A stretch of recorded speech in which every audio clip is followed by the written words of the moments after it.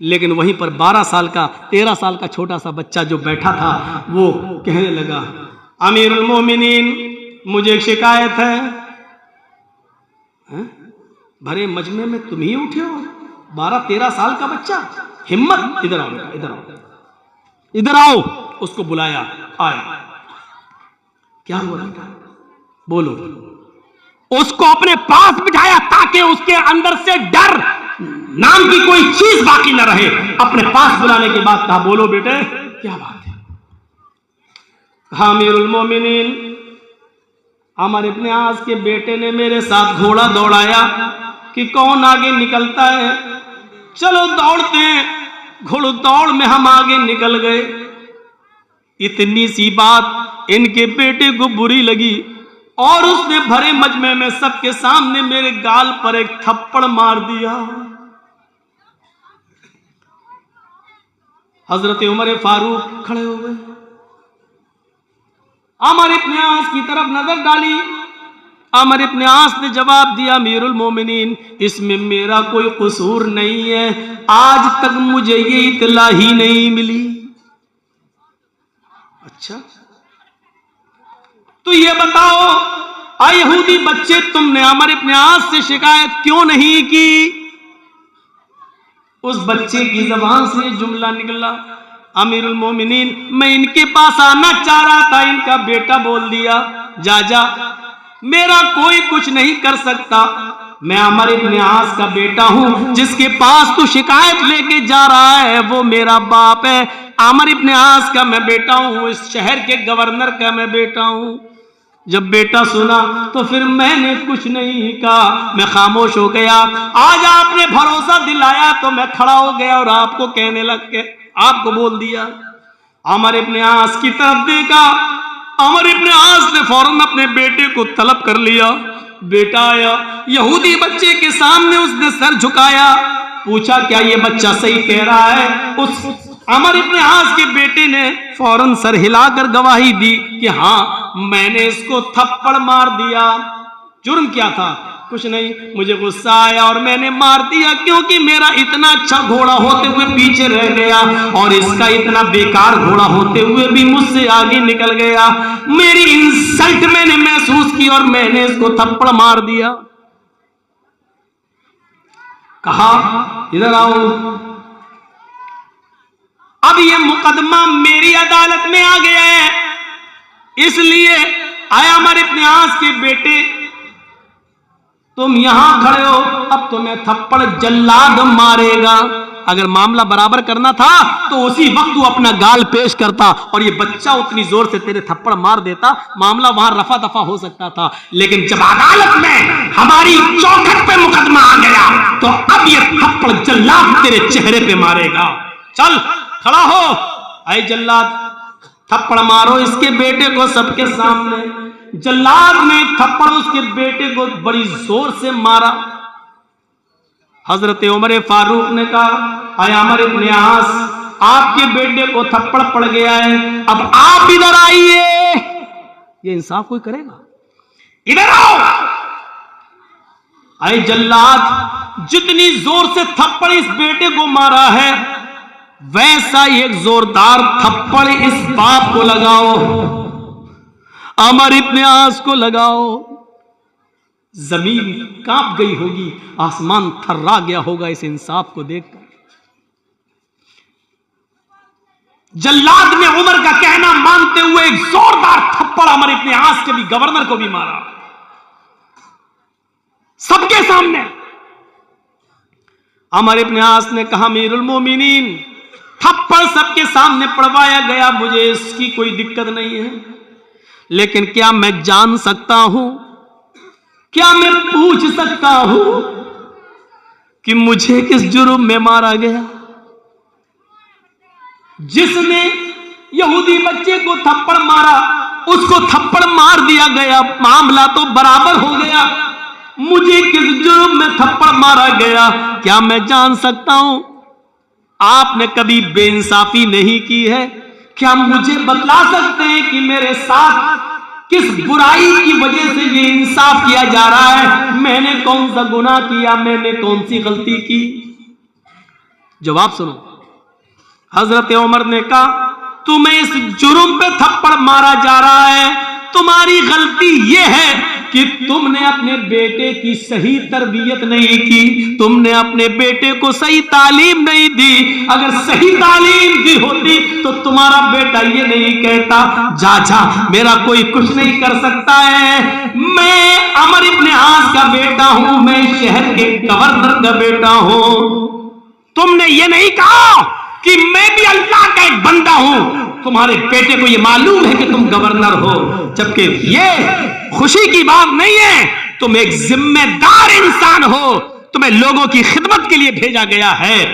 तुम्हें मालूम होना चाहिए कि गवर्नर ज्यादा जवाबदेह होता है, ज्यादा जवाबदेह होता है। लिहाजा ये थप्पड़ तुम्हें याद दिलाता रहेगा और आइंदा तुम अपने बेटे को अच्छी तरबियत दोगे, अच्छी तालीम दोगे। आइंदा तुम्हारा बेटा कभी अपने मुंह से जुमला नहीं निकालेगा कि मैं गवर्नर का बेटा। क्या हो रहा है? गवर्नर का, मंत्री का बेटा, फला का बेटा, यही सब तो होता है। ये अदल था, ये इंसाफ था, और ऐसा इंसाफ इस जमीन की नजरों ने और आसमान की आंखों ने, इस जमीन की छाती ने और आसमान की आंखों ने एक मंजर और देखा कि उसी मुल्क के शाम के अंदर हजरत उमर फारूक का बेटा खजूर के सड़ जाने के बाद जो रस होता है उसमें नशा आ गया था, वो नबीज बन गई थी और उसने उठाया और पी लिया और उसमें नशा आ गया था। ये खबर जब वहां के गवर्नर को मिली तो उस गवर्नर ने हजरत उमर फारूक के बेटे को बुलाया और पूछा, क्या तुमने नबीज पी ली थी, नशा इस्तेमाल कर लिया था? उसने कहा, हां, नबी रखी हुई थी खजूर का रस, वो सड़ चुका था, मुझे पता नहीं चल सका कि ये सड़ गया और इसमें नशा आ गया था। मैंने जब पी ली तो पीने के बाद मुझे नशा आ गया। हां, मैंने ये गलती की है, मैंने नशा कर लिया था। कहा, खड़े हो जाओ। हजरत उमर फारूक के बेटे पर 40 कोड़े मार दिए गए, 40 कोड़े पड़ गए। लेकिन मदीने में जब हजरत उमर को पता चला कि मेरे बेटे को मुल्क शाम में शराब पीने के, नबीज पीने के, नशे वाली चीज इस्तेमाल करने की वजह से नशा आ गया था, पता चला कि वहां के गवर्नर ने उनको 40 कोड़े मार दिए। इसके बावजूद हजरत उमर फारूक ने घोड़ा भेजा, मदीने से घोड़ा भेजा, और घोड़ा भेजने के बाद वहां के अमीर को, वहां के खलीफा को, गवर्नर को लेटर लिखा कि मेरे बेटे को तुरंत इस घोड़े पर बैठाकर मदीने भेजा जाए। घोड़ा मुल्क शाम पहुंचता है, रुका मिलते ही अमर इब्ने आस ने उनके बेटे को उस घोड़े पर बिठाकर रवाना कर दिया। जैसे ही बेटा रवाना होता है और मदीने आता है, हजरत उमर फारूक अपने बेटे को घर में नहीं घुसने देते हैं। कहने, बेटे पहले इधर आओ। कहां जा रहे हो? कहा, अम्मी से मिल लूं, बहुत दिनों बाद आ रहा हूं, अम्मी से मुलाकात कर लूं, मां से मिल लूं। जवाब दिया, बेटे अभी मां से मत मिलो, अभी इधर आओ। सुना है कि तुमने मुल्क शाम के अंदर खजूर का सड़ा हुआ रस जो नशावर हो चुका था तुमने पी लिया था और उसमें नशा आ गया था। ऐ शराब पीने वालों, स्मोक पीने वालों, गांजा इस्तेमाल करने वालों, हीरोइन इस्तेमाल करने वालों, स्मोक इस्तेमाल करने वालों, ये चीजें तो शराब से बहुत बड़ी हैं। शराब जैसी चीज और 40 कोड़े खाने के बावजूद हजरत उमर फारूक ने अपने बेटे को मदीने बुलाया और जब ये पूछा तो बेटे ने कहा, अरे अब्बू, ये सब चीजें अनजाने में हो गई, धोखे में हो गई, मुझे पता नहीं चल सका, लेकिन मुझे 40 कोड़े मार दिए गए हैं, मैंने सजा भुगत ली है। हजरत उमर ने कहा, नहीं मेरे बेटे, सजा तुम्हें आज मिलेगी। मैंने 4 जल्लादों को खड़ा किया है, ایک جلاد 10 کوڑے مارے گا، اس کے بعد ہٹ جائے گا، کیونکہ اب اس کے ہاتھ میں مارنے کی طاقت کچھ کم ہو جائے گی۔ دوسرا جلاد 10 کوڑے مارے گا، تیسرا مارے گا، چوتھا پھر 10 کوڑے مارے گا، آج تمہیں 40 کوڑے لگائے جائیں گے۔ بیٹے نے کہا ابو جان یہ تو ظلم ہے۔ کہا نہیں میرے بیٹے، یہی انصاف ہے، یہی عدل ہے۔ کھڑا کر دیا گیا اور اس بیٹے کے جسم پر باپ نے، حضرت عمر نے اپنی آنکھوں کے سامنے کوڑے پڑوائے، اپنی آنکھوں کے سامنے اس بچے پر کوڑے پڑ رہے ہیں۔ باپ کی آنکھوں میں آنسو ہے لیکن زمین پر نہیں گرنے دیتا ہے۔ عدل کا تقاضا یہی ہے، جب 40 کوڑے بیٹے کو مل گئے، بیٹے نے کھا لیے، ماں یہ صدمہ برداشت نہیں کر پا رہی ہے۔ کوئی بھی ہو لخت جگر ہوتا ہے، بیٹا بیٹا ہوتا ہے، لیکن اس نے تتلاتے ہوئے زبان میں پوچھ ہی لیا امیر المومنین میرے بیٹے کو یہ بعد میں 40 کوڑے کس حیثیت سے مارے گئے ہیں؟ اے میرے شوہر، جب 40 کوڑے ملک شام میں پڑ چکے تھے تو یہاں کس جرم میں اس کو کوڑے لگائے جا رہے ہیں؟ حضرت عمر نے جواب دیا اے میری بیوی اور اے سماج کے لوگوں، میں نے یہ کوڑے اس لیے یہاں لگائے کیونکہ مجھے یقین نہیں ہے حضرت عمر ابن عاص نے میرے بیٹے پر جو کوڑے مارے ہیں وہ زور سے کوڑے مارے گئے ہوں گے، وہ پوری طاقت سے کوڑے برسائے گئے ہوں گے۔ مجھے امید نہیں ہے کیونکہ جب میرے بیٹے کو کوڑے مارے جا رہے ہوں گے تو عمر ابن عاص کے سامنے یہ بات رہی ہوگی کہ یہ عمر فاروق کا بیٹا ہے، اور جس جلاد نے کوڑے مارے ہوں گے وہ بھی معلوم ہوگا کہ یہ عمر کا بیٹا ہے، تو جتنی زور سے کوڑا مارنا چاہیے اتنی زور سے میرے بیٹے کو کوڑا نہیں مارا گیا ہوگا، اس لیے کہ یہ عمر کا بیٹا ہے، اس کے ساتھ رعایت کی گئی ہوگی۔ میری بیوی اور سماج کے لوگوں، مجھے عمر ابن عاص اور وہاں کے جلاد کے کوڑوں پر اعتبار نہیں ہے، اس لیے میں نے اپنی آنکھوں کے سامنے ان جلادوں سے 40 کوڑے پڑوائے ہیں۔ اب مجھے یقین ہے کہ میرے کوڑے کو، میرے بیٹے کو جو سزا ملی وہ صحیح، اب میں قیامت کے دن اللہ کے سامنے، عرش کے سامنے کھڑے ہو کر کہہ سکتا ہوں کہ میں نے اپنے بیٹے کو اپنی آنکھوں کے سامنے سزا دلوائی۔ یہ عدل تھا، یہ عدل، اور اس عدل کے بنا میرے بھائیوں انسانیت زندہ نہیں رہ سکتی ہے۔ انسانیت کا احترام تبھی ہوگا جب عدل ہمارے اندر پایا جائے گا، چاہے وہ ہندو ہو، مسلمان ہو، سکھ ہو، عیسائی ہو، آپ کا اپنے گھر میں آپ کے اولاد ہو، آپ کی بیٹے اور بیٹیاں ہوں، آپ کے ریلیٹیوز رشتہ دار ہوں، جب تک عدل نہیں ہوگا انسانیت زندہ نہیں رہے گی۔ انسانیت کو زندہ رکھنا ہے تو عدل کا تقاضا ہے میرے بھائیوں کہ سب کے ساتھ عدل کیا جائے۔ وَلَا يَجْرِمَنَّكُمْ شَنَآنُ قَوْمٍ عَلَىٰ أَلَّا تَعْدِلُوا اعْدِلُوا هُوَ أَقْرَبُ لِلتَّقْوَىٰ، سب کے ساتھ انصاف کرو اور یہی تقویٰ کے زیادہ قریب ہے، اور انسانیت کا درس دیتا ہے قرآن۔ غیر مسلموں کے پنڈتوں کو، سکھوں کے گروؤں کو، عیسائیوں کے پادریوں کو، یہودیوں کے راہبوں کو، جین دھرم کے منیوں کو آپ گالی نہیں دے سکتے ہیں۔ کسی بھی دوسرے مذہب کے بزرگوں کو آپ گالی نہیں دے سکتے ہیں۔ وَلَا تَسُبُّوا الَّذِينَ يَدْعُونَ مِن دُونِ اللَّهِ، اللہ کو چھوڑ کر جو دوسروں کی عبادت کرتے ہیں، دوسروں کی پوجا کرتے ہیں، تم ان کو گالی مت دو۔ قرآن کہہ رہا ہے وَلَا تَسُبُّوا الَّذِينَ يَدْعُونَ مِن دُونِ اللَّهِ، اللہ کے علاوہ جو دوسرے معبودوں کی، دوسرے خداؤں کی پوجا کرتے، عبادت کرتے، تم ان کو گالی مت دو۔ فَيَسُبُّوا اللَّهَ عَدْوًا بِغَيْرِ عِلْمٍ، ایسا نہ ہو کہ تم ان کے بزرگوں کو، ان کے مہان پرشوں کو تم گالی دو تو جواب میں وہ تمہارے اللہ کو، تمہارے رب کو گالی دیں بغیر علم کے۔ یہ لیجیے، جواب میں کہیں ایسا نہ ہو کہ وہ تمہارے رب کو گالی دے۔ ایسا ہوتا ہے نا، ایسا ہوتا ہے۔ یہ کیا تھا؟ ان 5 6 20 25 50 لڑکوں نے گھیر کر ایک لڑکی سے کہا، کیا کہا؟ جے شری رام، جے شری رام۔ اس نے جواب میں کہا اللہ اکبر، اللہ اکبر۔ یہ کیا تھا؟ یہ کیا تھا؟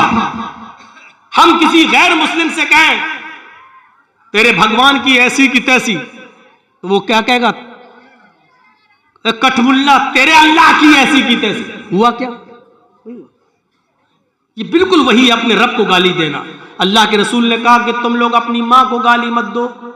صحابہ نے کہا اللہ کے رسول اپنی ماں کو کون گالی دے سکتا ہے؟ آپ نے کہا تم دوسروں کی ماں کو گالی دو گے، جواب میں وہ تمہاری ماں کو گالی دیں گے، تو اس کا مطلب یہ ہے کہ تم خود ذمہ دار ہوئے اپنی ماں کی گالی کے۔ تم نے اپنی ماں کو خود گالی دی، نہ تم ان کی ماں کو گالی دیتے، نہ وہ جواب میں تمہاری ماں کو گالی دیتے۔ تم دوسروں کے خداؤں کو برا کہو گے تو وہ تمہارے اصلی رب کو برا کہیں گے، تم ان کے جھوٹے معبودوں کو گالی دو گے تو وہ تمہارے سچے معبود کو گالی دیں گے۔ قرآن نے کتنی بڑی اچھی اور حکمت بھری بات کہی ہے، وَلَا تَسُبُّوا الَّذِينَ يَدْعُونَ مِن دُونِ اللَّهِ فَيَسُبُّوا اللَّهَ عَدْوًا بِغَيْرِ عِلْمٍ۔ تم دوسروں کے معبودوں کو گالی مت دو، دوسروں کے بزرگوں کو گالی مت دو، جو اللہ کو چھوڑ کر دوسروں کی عبادت کرتے ہیں تم ان کو گالی مت دو، ایسا نہ ہو کہ وہ تمہارے اللہ کو دشمنی میں گالی دینے لگے اور علم نہ ہو، یعنی جہالت کی وجہ سے گالی دینے لگے۔ تاریخ میں بتاتی ہے میرے پیارے ساتھیوں، کبھی اللہ کے رسول نے اور صحابہ نے کبھی دوسروں کے بزرگوں کو گالی نہیں دی، نہ برا بھلا کہا ہے، صرف اتنا کہا ہے لوگوں ان تمام معبودان باطلہ سے بچ کر ایک اللہ کی عبادت کرنے والے بن جاؤ۔ نہ کبھی ہمارے نبی نے، نہ ہمارے رسول نے، نہ ہمارے صحابہ نے کبھی کسی کی دوسرے کی مذہبی عبادتوں پر قبضے کیے ہیں، کبھی نہیں۔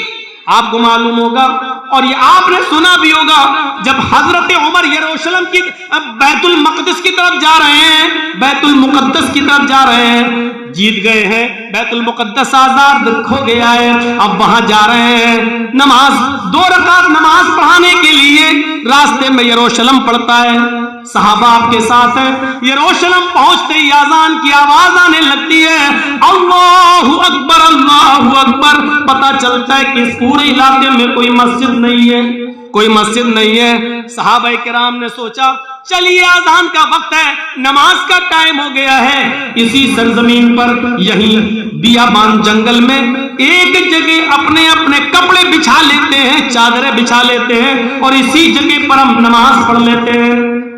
جیسے وہ لوگ وضو بنانے کے لیے تیار ہوتے ہیں، کیا دیکھتے ہیں کہ بستی سے کچھ عیسائی آ رہے ہیں، آتے ہی کہنے لگے امیر المومنین کون ہے؟ جواب دیا حضرت عمر نے، جی بولیے میں ہی عمر ہوں اور لوگوں کا خاتم میں ہی ہوں۔ فرمایا آپ لوگ یہاں نماز پڑھ رہے ہیں؟ جی نماز کا وقت ہو گیا، ہم نماز پڑھنا چاہتے ہیں۔ ان عیسائیوں نے کہا آپ اس کھلے میدان میں یہاں نماز کیوں پڑھیں گے؟ یہ ہمارا گرجا موجود ہے، یہ ہمارا گرجا موجود ہے، آپ ہمارے گرجا میں آ جائیے اور نماز پڑھ لیجئے۔ میں نے سنا ہے کوئی مورتی ہوتی ہے تو آپ کے گرجا میں نماز نہیں ہوگی۔ حضرت عمر نے کہا ہاں یہ صحیح ہے۔ فرمایا ہمارے گرجا میں عیسیٰ مسیح کی مورتی ہے لیکن ہم نے اس کو اٹھا دیا ہے، ہم نے اس کو الگ کر دیا ہے، آپ نماز پڑھ کے چلے جائیں گے تب ہم لگا لیں گے۔ امیر المومنین آپ گزر رہے ہیں، ہم نے عیسیٰ مسیح کی کا اسٹیچیو، ان کا مجسمہ میں نے ہٹا کر الگ کر دیا ہے اور میں نے پورے گرجا کو دھل دیا ہے، پانی مار دیا ہے تاکہ آپ کو یہ نہ لگے کہ یہاں غیر مسلموں کی پوجا ہم لوگ پوجا کیے ہیں، عیسیٰ مسیح کے سامنے جھکے ہیں تو یہ مندر یا گرجا ناپاک ہے، ہم نے اس کو دھل دیا ہے۔ حضرت عمر نے کہا پھر ہمیں اس میں نماز پڑھنے میں کوئی حرج نہیں، خانہ کعبہ میں بھی تو 360 بت رکھے ہوئے تھے، ہم تو اس میں بھی نمازیں پڑھا کرتے تھے، ہمیں تو اللہ کی عبادت کرنا ہے۔ اگر تم نے عیسیٰ مسیح کا اسٹیچو ہٹا دیا ہے اور گرجا کو دھو دیا ہے تو ہمیں اس میں نماز پڑھنے میں کوئی اعتراض، کوئی آبجیکشن نہیں ہے، لوگو چلو ہم ان کے گرجا میں نماز پڑھ لیتے ہیں۔ چادریں بچھ گئیں، چٹائیاں بچھ گئیں، وضو بنا کے سارے صحابہ گرجا میں گھس گئے، آگے حضرت عمر فاروق ہیں، اقامت کہی جانے لگی، اللہ اکبر اللہ اکبر اشہد ان لا الہ الا اللہ، اقامت کہی جانے لگی۔ حضرت عمر فاروق اقامت ہونے کے فوراً بعد अभी अल्लाहु अकबर कहकर नमाज नहीं पढ़ाते, शुरू नहीं करते, अचानक वो अपना मुसल्ला, अपनी जाय नमाज उठा लेते हैं, लोगों से कहते हैं कि तुम भी अपनी अपनी चटाइयां उठा लो, हम इस गिरजा में नमाज नहीं पढ़ेंगे। बाहर निकल गए और फिर उसी मैदान में चटाइयां बिछाई, उसी मैदान में चादरें बिछाई और उसी मैदान में हजरत उमर ने नमाज पढ़ाई। जब नमाज खत्म हो गई तो वो ईसाइयों का पादरी रोते हुए आया, अमीरुल मोमिनीन क्या हो गया है, हमने तो आपको इजाजत दे दी थी, क्या हमारा गिरजा इतना बेकार है जो आपकी नमाज के लायक नहीं है? क्या यही भाईचारा है? क्या यही एक दूसरे में भाईचारा कायम करना चाहा आपने? अमीरुल मोमिनीन, अगर आज आप हमारे गिरजा में नमाज पढ़ लेते तो हमें बड़ी खुशी होती। हजरत उमर ने उस ईसाई के, उस पादरी की आंखों के आंसुओं को पोंछा, उसको अपने सीने से लगाया और कहा, नहीं, मैंने किसी दुश्मनी में नमाज नहीं पढ़ी। ये मत सोचना कि मैंने किसी दुश्मनी की वजह से नमाज पढ़ी या मजहबी अदावत की वजह से नमाज नहीं पढ़ी, ये मत सोचना। आए मेरे ईसाई भाई, मैं तो उसमें नमाज पढ़ाने के लिए चला ही गया था, अल्लाहु अकबर कहकर नियत बांधने ही वाला था, लेकिन मेरे जहन में ये ख्याल आ गया, आए उमर, आज अगर तूने इस गिरजा में नमाज पढ़ ली, आज अगर तूने इस गिरजा में नमाज अदा कर ली, तो ऐसा ना हो 100 साल, 200 साल, 400 साल, 500 साल के बाद आने वाली नस्ल ये तसव्वुर न करने लगे कि ये पहले मस्जिद थी, इसमें उमर ने नमाज पढ़ी थी, उमर के साथियों ने नमाज पढ़ी थी। कहीं बाद में आने वाली नस्ल इस गिरजा को मस्जिद समझकर कहीं गिरजा को तोड़ न दे, कहीं गिरजा को गिरा न दे, कहीं तुम्हारे गिरजा को तोड़कर उसको मस्जिद न बना ले। इस डर से मैं निकल गया ताकि किसी को ये एहसास न हो कि इसमें नमाज पढ़ी गई। अगर किसी को 100 साल, 200 साल के बाद, मेरे इंतकाल के बाद ये कहने का मौका मिल सकता है कि इसमें तो उमर और सहाबा ने नमाज पढ़ी है, तो पहले मस्जिद थी, तुम्हारा गिरजा तोड़कर यहां मस्जिद बनाने का एक बहाना उनको मिल सकता है, इसलिए हम इस गिरजा में नमाज नहीं पढ़े ताकि बाद में आने वाली कोई नस्ल इस गिरजा को तोड़कर मस्जिद बनाने का दावा या मस्जिद होने का दावा न कर दे। इस तरह से दूसरों की इबादत गाहों की हिफाजत होती थी। मेरे भाइयों, आज तसव्वुर किया जा सकता है? आज तसव्वुर नहीं किया जा सकता है। आज तो जिसकी लाठी उसी की भैंस, अदल और इंसाफ नाम की सारी चीजें उड़ चुकी हैं, इसलिए इंसानियत भी उड़ चुकी है। आज देख लो मेरे भाइयों, कल तक एक मुसलमान दाढ़ी वाला स्कूटर चलाता था तो उसका दोस्त उसके पीछे शंकर भगवान की मूर्ति लेकर या गणेश की मूर्ति लेकर बैठ जाता था कि मुझे मेरे घर तक छोड़ दो, और वो मुसलमान दाढ़ी वाला स्कूटर चलाते हुए, मोटरसाइकिल चलाते हुए उसको उसके घर तक छोड़ देता था कि चलो, हमें तुम्हारी आस्था से क्या मतलब, शंकर की मूर्ति हो या गणेश की, हम तुम तो भाई भाई हैं, हमारा और आपका खून तो एक ही है, आप भी आदम की औलाद, मैं भी आदम की औलाद। लेकिन मेरे भाइयों, यहाँ तो तसव्वुर ही दूसरा है, यहाँ तो हालात ऐसे हैं कि कम कपड़े पहनोगी, जिस्म से कपड़े जितने तुम्हारे उतरेंगे उतना बड़ा तुम्हें अवार्ड दिया जाएगा, जैसे कंगना रनावत को दिया गया है। ये अफसोस है, ये हमारे इस देश की सबसे बुरी परंपरा है कि जिसके जिस्म पर कपड़े जितने कम हो, जो जितनी ज्यादा नंगी हो, आज उसको पद्मश्री अवार्ड से नवाजा जाता है, और जो बेटी अपने जिस्म पर जितना ज्यादा कपड़ा और हिजाब के साथ जाए, आज उसके जिस्म से हिजाब नोचने की कोशिश की जाती है, उसको नंगा करने की कोशिश की जाती है। जिस मुल्क के अंदर बेटियों के साथ ये सलूक किया जाए, जिस मुल्क के अंदर बच्चियों के साथ ये सलूक किया जाए, उस मुल्क के अंदर भाईचारा कैसे कायम करोगे? उस मुल्क के अंदर हिंदू और मुसलमान दोनों को एक करने की कैसे कोशिश करोगे? जो खाइयां इस सरकार ने और गवर्नमेंट ने पैदा कर दी है, मेरे भाइयों, बाद में आने वाली नस्लें भी इसको भर नहीं पाएंगी। जो नफरतें और जो कतूरतें और जो दुश्मनियां मेरे भाइयों इस सरकार ने एक दूसरे के दिलों में भरने की कोशिश की है, दोनों तरफ से ये कतूरतें भरी जा रही हैं। दोनों तरफ से ये अदावत एक दूसरे के खिलाफ भरी जा रही है। एक हिंदू हिंदू कर रहा है तो दूसरी तरफ से मुसलमान मुसलमान की सदाएं लगाई जा रही है। कोई ये बताने के लिए तैयार नहीं है ये देश हिंदू और मुसलमान दोनों का है, ये मुल्क हिंदू और मुसलमान दोनों का है। इसको सबने आजाद कराया है। ये मुल्क सिर्फ हिंदुओं से नहीं चल सकता है, ये मुल्क सिर्फ मुसलमानों से नहीं चल सकता है। ये मुल्क तभी चलेगा जब कांटा राम को चुभे और उसका दर्द रहीम के दिल में हो, और जब रहीम की बेटी मरे तो उसका दर्द और उसकी तकलीफ राम को हो। जब तक ये एहसास हमारे अंदर पैदा नहीं होगा ये मुल्क मेरे भाइयों तरक्की की राह पर गामजन नहीं हो सकता है, तरक्की की राह पर नहीं चल सकता है। जरूरत है उसी राम के दर्द को रहीम समझे और रहीम की तकलीफ को राम समझे। ये जरूरत है, वक्त का तकाजा है, और वक्त की अहमियत को समझने की कोशिश हमें और आपको सबको करने की जरूरत है। इस वक्त इस भाईचारे की जरूरत है। वला तसब्बुल्लज़ीना यदऊना मिन दूनिल्लाह, तुम दूसरों के बुजुर्गों को गाली मत दो, वरना जवाब में वो तुम्हारे अल्लाह को गाली देंगे दुश्मनी में बगैर इल्म के। अब देखेंगे कैसे एक मुसलमान से कहा जा रहा है, वीडियो देखिए आप, देखने की हिम्मत नहीं होती है। जमीन पर थूका जा रहा, उससे कहा जा रहा चाट बोल अल्लाह को मां की गाली। तसव्वुर करो क्या है ये, अल्लाह के लिए मां का लफ्ज इस्तेमाल, मां की गाली, बहन बेटी की गाली, और उस दाढ़ी वाले की दाढ़ी पकड़कर नमस्ते हुए कहा कबूल जय श्री राम।